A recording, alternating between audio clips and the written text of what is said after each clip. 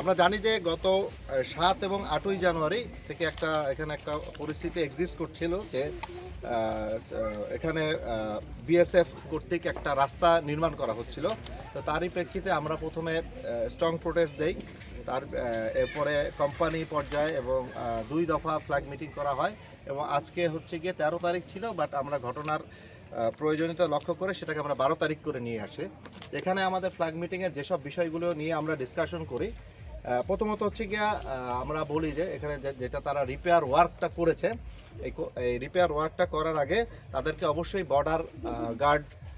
Border act, যে India Bangladesh যে border চুক্তি 1975, যেটা হচ্ছে গিয়ে বিএসএফ এবং বিজিবির ভিতরের যে মিউচুয়াল কাজ করার যেটাকে ল্যান্ডমার্ক ধরা হয়, যেটা বেস করে সেই মোতাবেক তাদেরকে আমাদের ইনফর্ম করার কথা ছিল।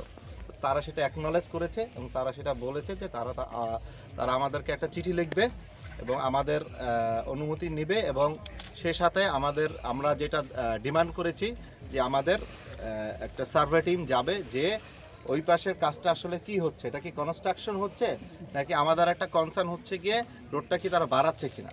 তো তারা বলেছে যে রোডটা তারা বাড়াচ্ছে না, তো সেইটাই হচ্ছে কিনা সেটার জন্য আমাদের জয়েন্ট সার্ভে টিম এটা ওই পাশে যাবে এবং ওইটা যে নিশ্চিত করবে।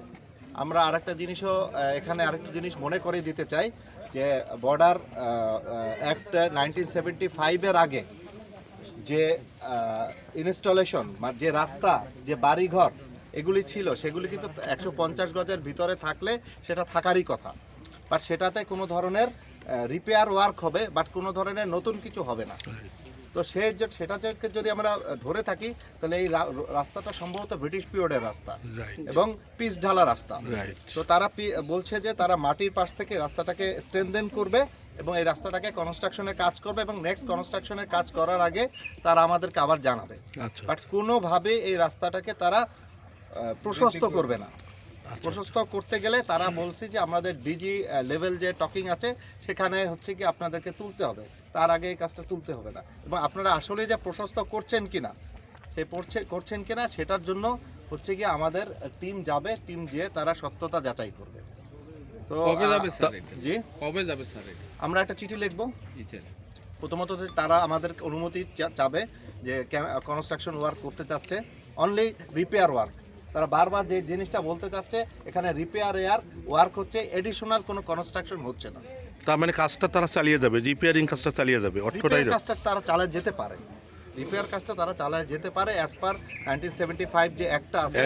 বাট তারা এই রিপেয়ার কাজ ব্যতীত অন্য কোনো কাজ তারা নতুন করে কোনো নির্মাণ কাজ তারা করবে না, পিলার গাঁথতে পারবে না, এখানে কোনো পোস্ট তৈরি করতে পারবে না এবং রাস্তাটা চওড়াও করতে পারবে না।